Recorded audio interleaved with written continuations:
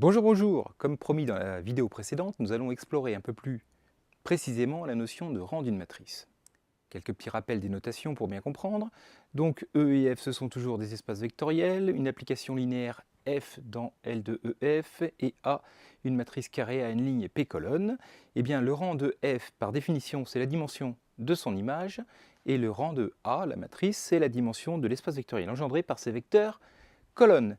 Et donc c'est magique, si on choisit une base de l'espace de départ E et une base de l'espace d'arrivée F, et donc si A est la matrice de F par rapport à ces deux bases, alors le rang de la matrice est égal au rang de l'application linéaire. Une autre propriété que nous avons déjà vue, c'est que le rang de la matrice, c'est plus petit que la plus petite dimension de son nombre de lignes et son nombre de colonnes. Ok, armé de tout ça, nous pouvons commencer. Tout d'abord, une petite propriété sur le rang des applications linéaires. Vous allez me dire, c'est bizarre, on devait parler des rangs des matrices. Mais oui, mais vous savez bien que c'est à peu près pareil. Et donc évidemment qu'on va transposer ça dans le rang des matrices. Pourquoi pas le faire directement? Parce qu'en fait, c'est plus facile à prouver avec les applications linéaires. C'est toute l'algèbre linéaire qui est comme ça. En changeant de point de vue, des choses difficiles deviennent plus simples et inversement. Et il faut sans arrêt jongler entre les applications linéaires, les matrices, les systèmes, etc. Donc là, j'utilise les applications linéaires parce que la preuve est plus facile. Alors, qu'est-ce que c'est que cette propriété? Donc tout d'abord, je dis voilà, si je prends deux applications linéaires, donc f qui va de E dans F et G qui va de F dans G, et donc G rond F qui va de E dans G, eh bien j'ai des relations entre le rang de la composition et le rang de G et de F qui sont les suivantes. Tout d'abord, voilà, le rang de G rond F est plus petit que le rang de G. Okay, le rang de G rond F est également plus petit que le rang de F. Bon. Et puis alors, si F est bijective ou inversible, le rang de G rond F, eh bien, c'est le rang de G. On dit F, on peut l'enlever, il ne change rien. Et puis pareil, si c'est G qui est bijective, eh bien, le rang de G rond F, c'est le rang de F. Autrement dit, quand on multiplie par une application, par un isomorphisme, voilà, une application bijective, ça ne change pas le rang. Bon alors, comment faire pour démontrer tout ça? Alors, tout d'abord, la première remarque, et c'est celle qui est vraiment essentielle, c'est qu'est-ce que c'est que l'image de G rond F? Quels sont les vecteurs qui sont dans l'image de G rond F? C'est des vecteurs qui s'écrivent G de F de X. Mais du coup, ils s'écrivent G du vecteur F de X. Autrement dit, un vecteur F de X, c'est un vecteur qui est dans l'image de F. Autrement dit, c'est l'ensemble des images des vecteurs qui sont dans l'image de F. Autrement dit, c'est G de image de F. Alors pourquoi ça simplifie pas mal les choses? Parce que, du coup, l'image de G rond F, c'est donc des vecteurs qui s'écrivent G de quelque chose, mais pas tout. Il n'y a pas tout l'espace de départ, peut-être pas tout. Il y a peut-être tout l'espace, mais on ne sait pas.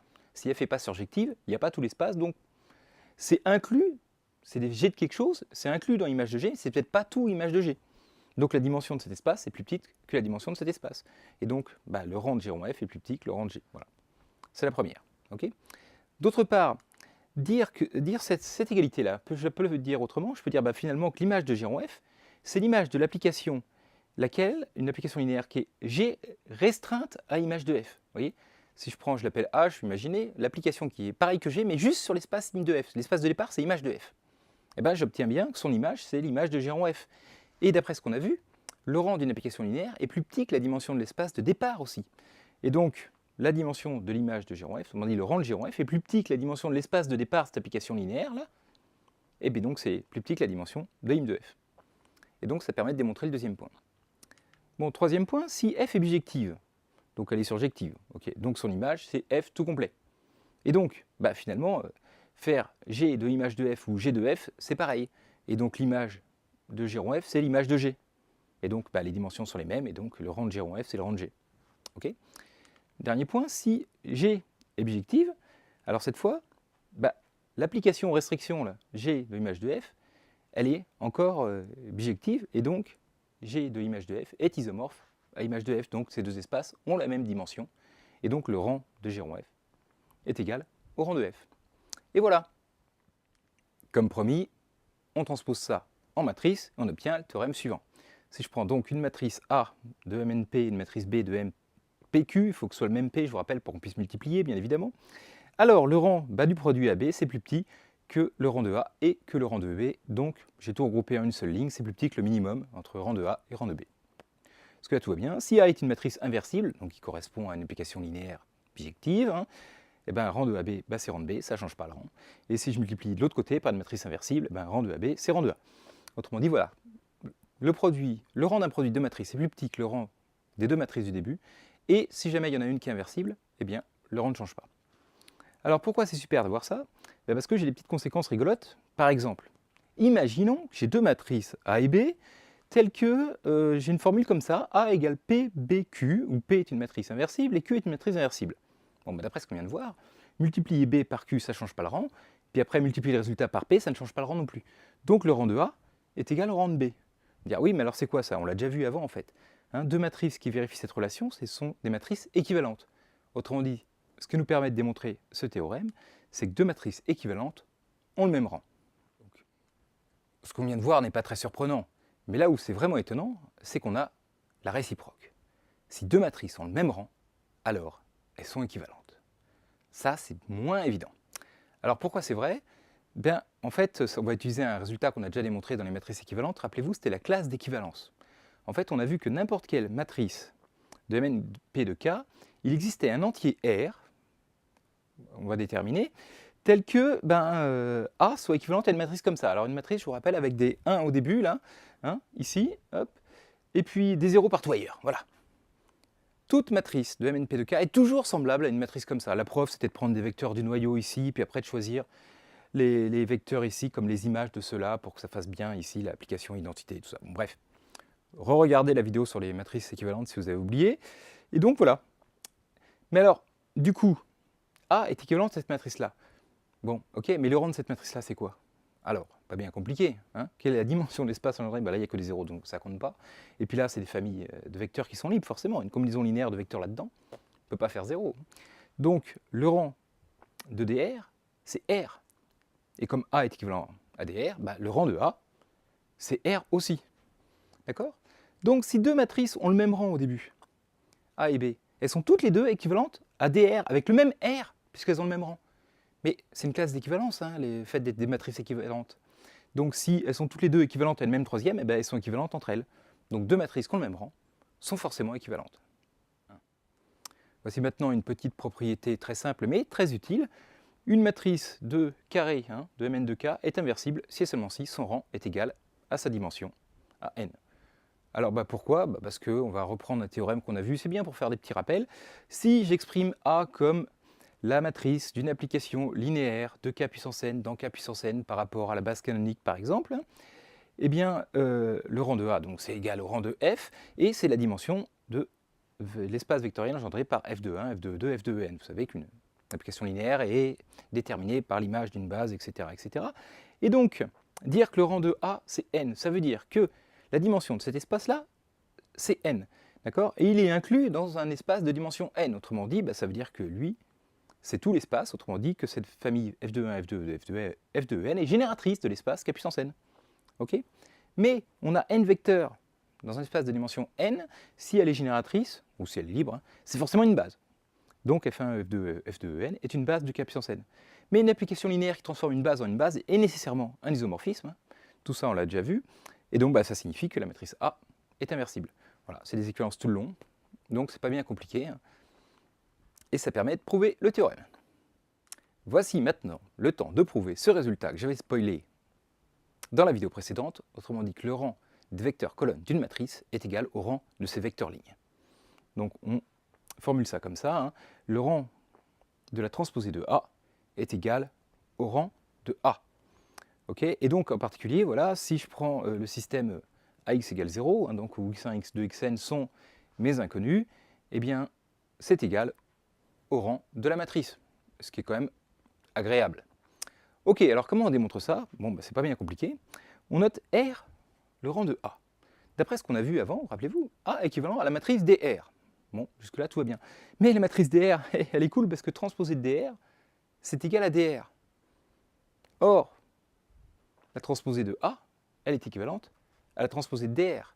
Alors pourquoi ça? Rappelez-vous, on l'a déjà vu, si A était équivalent à B, transposée de A est équivalent à transposée de B, il suffit de prendre la transposée dans la formule. Les matrices inversibles, transposée de matrices inversibles reste des matrices inversibles, donc voilà. Et donc transposée de A est équivalent à transposée de dr, mais qui est égal à dr. Donc finalement, on obtient bien que transposée de A est équivalente à A. Et du coup, elles sont le même rang, d'après ce qu'on a vu juste avant. Donc l'astuce, pour calculer le rang d'une matrice, on peut éventuellement regarder le système linéaire engendré par cette matrice, le rendre triangulaire, par les méthodes d'élimination des inconnus qu'on veut, et une fois qu'on a fini, hop, on compte les lignes, on a trouvé le rang de la matrice. Mais en fait, on verra plus généralement qu'il y a d'autres méthodes faut avoir maintenant plus simple pour calculer le rang d'une matrice, et c'est plutôt pour trouver le nombre de lignes qui va rester à la fin, ou pour trouver la dimension de l'espace de solution qu'on va utiliser ça. Mais voilà, en tout cas c'est relié. Et c'est super important parce que d'une fois de plus, on pourra changer de point de vue entre les systèmes, les applications linéaires et les matrices. Pour calculer en pratique le rang d'une matrice, en fait, généralement, on utilise la technique de la matrice extraite. Alors pour ça, il faut commencer par comprendre ce que c'est qu'une matrice extraite. Alors, je vais donner la définition ici. Une matrice extraite d'une matrice A, c'est une matrice que j'obtiens en choisissant un certain nombre de lignes, donc par exemple les lignes 1, 2, 3, un certain nombre de colonnes, par exemple les colonnes, je sais pas moi, 4, 5, et donc je prends l'intersection entre ces lignes 1, 2, 3 et ces colonnes 4, 5. Et je prends les éléments qui sont l'intersection de cela, et j'obtiens une matrice qui s'appelle une matrice extraite. Bon, c'est pas hyper visuel, donc je pense le mieux c'est de faire des exemples pour bien comprendre. Donc prenons une matrice A, voilà, qui a une propriété sympathique, comme ça on va bien pouvoir reconnaître les coefficients. Bon, une première matrice extraite, c'est celle-ci. Alors qu'est-ce que j'ai choisi là pour I? J'ai choisi 1, 2, 3, les 3 lignes, et pour J, j'ai choisi 2. Vous voyez? Voilà, donc une colonne par exemple, c'est une matrice extraite. Une ligne aussi, ok? Mais évidemment, il n'y a pas que ça. Par exemple, là, vous voyez, j'ai pris un petit bloc 0, 1, 4, 5, le petit bloc qu'on trouve ici, là. Donc c'est-à-dire j'ai pris les lignes 1, 2 et les colonnes 1, 2. Ok? Alors, je ne suis pas obligé de prendre le même nombre. Un autre exemple, regardez, tiens, j'ai pris par exemple là, les lignes 1 et 2, et puis les colonnes 2, 3, 4. J'obtiens cette matrice extraite. Vous voyez, c'est pas si compliqué que ça. On choisit un certain nombre de lignes et de colonnes, et puis on trouve les matrices qui sont dedans. La petite subtilité, c'est qu'on n'est pas obligé de prendre des petites matrices, vous voyez, parce que là, on voyait la matrice ici, incluse dedans. Alors que là, celle-là, elle n'est pas vraiment incluse, parce qu'il y a des trous, vous voyez. Là, j'ai fait exprès, vous voyez, j'ai pris la ligne 1 et 3, d'accord, et les colonnes 1, 3 et 4. Et donc, vous voyez, donc du coup, on obtient ce qu'il y a là ici et ce qu'il y a là ici, quoi. 0, 2, 3, 8, 10, 11, quoi. Donc là, voir que c'est une matrice extraite, vous voyez, c'est un petit peu plus subtil, hein. C'est pas si évident que ça, quoi. Enfin, voilà. Un autre exemple. Allez, 2, 3, 8, 9. Alors, regardez, 2, 3, 8, 9. Donc, j'ai pris ça et ça. Donc, la première ligne, la troisième ligne, mais les colonnes... Mais bon, c'était un piège. Ça, c'est pas une matrice extraite. Donc, c'est pas n'importe quoi non plus. Vous voyez, il ne s'agit pas de faire une matrice en prenant des coefficients n'importe comment de la matrice et dire, tiens, c'est une matrice extraite. Non. Il y a une règle quand même. Il y en a beaucoup, les matrices extraites, mais tout n'est pas une matrice extraite. Donc, vous voyez, j'espère que maintenant, vous avez compris un peu la notion. Bon, voyons maintenant le rapport qu'il y a entre le rang d'une matrice et ses matrices extraites. Donc prenons une matrice A, voilà, n lignes et p colonnes, on appelle R son rang. Eh bien, première chose qu'on peut remarquer, et qu'on va prouver, hein, rassurez-vous, c'est que si M est une matrice extraite de A, le rang de M est plus petit ou égal au rang de A. Ok, ça ne peut pas augmenter. Bon, jusque-là, pourquoi pas. On prend un bloc, le rang est plus petit ou égal. Bon. Donc, le rang de A est plus grand que le rang de n'importe quel bloc. Vous voyez, c'est dans ce sens-là qu'il faudra comprendre. Si on trouve des blocs de rang 4, le rang de A est plus grand que 4. Vous voyez, plus grand ou égal. C'est l'astuce.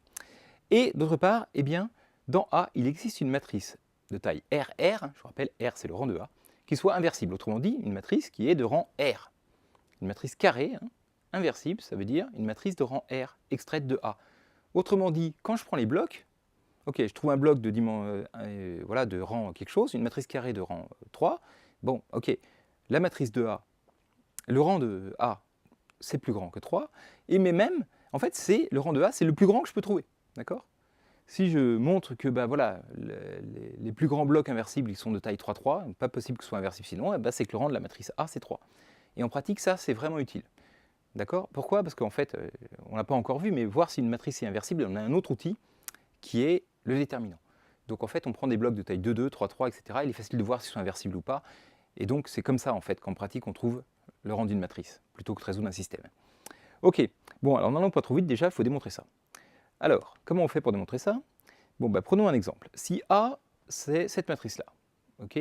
Alors, quel est le rang de A? Comment je peux faire en utilisant cette méthode-là? Alors, je vais regarder, par exemple, je ne sais pas moi, ce bloc-là, là, de taille 2,2, là. Bon, il est inversible, parce que ces deux lignes-là sont évidemment libres. Donc, le rang de cette matrice, c'est au moins 2, ok? Même si je regarde un petit peu plus subtil, je vois que ces trois vecteurs-là, ici, là, ils sont libres. Pourquoi? Parce qu'il y a des combinaisons linéaires de 2, je ne pourrai jamais faire le troisième, quoi. Et donc, cette matrice est au moins de rang 3. Mais comme le rang d'une matrice est plus petit au nombre de lignes et plus petit que le nombre de colonnes, du coup, c'était maximum 3, donc le rang de cette matrice, c'est 3, vous voyez. Donc là, je l'ai vu juste en regardant les matrices extraites.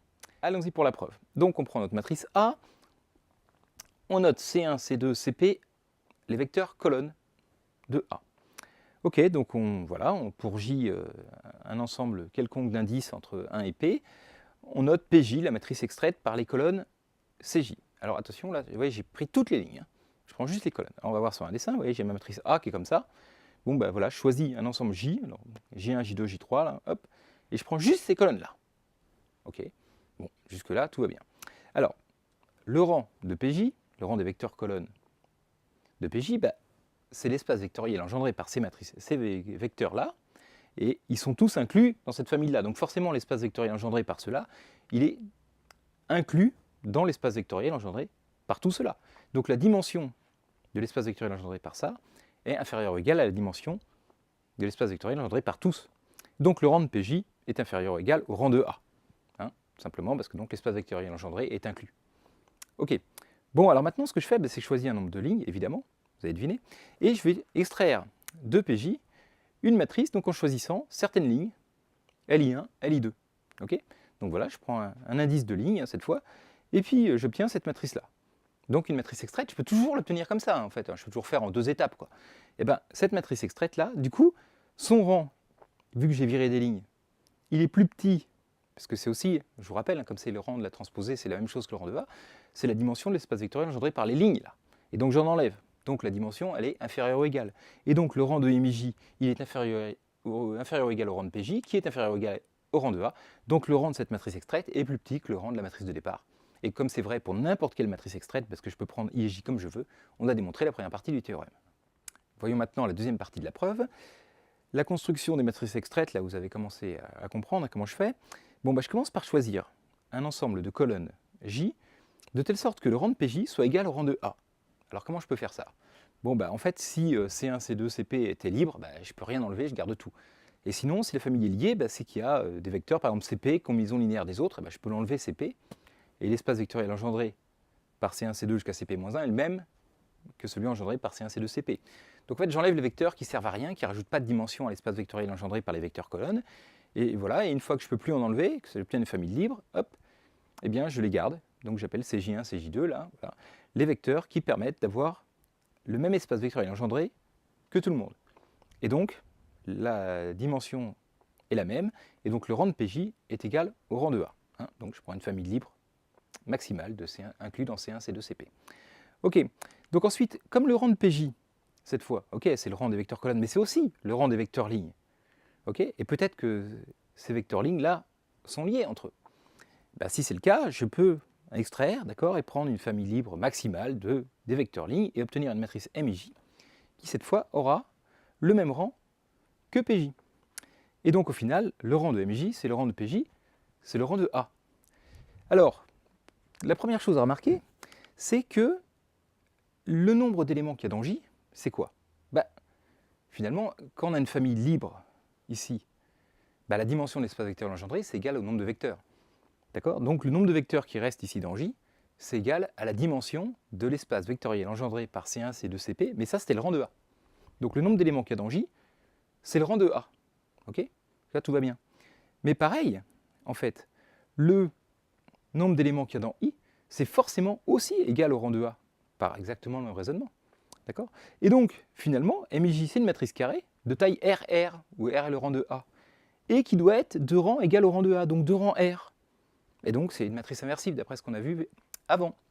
Et voilà, ça finit la preuve. Il existe une matrice de taille RR inversible dans A. Je vous remercie d'avoir suivi cette vidéo, j'espère qu'elle vous a plu, et je vous dis à bientôt pour une dernière application de la notion de rang, le théorème du rang.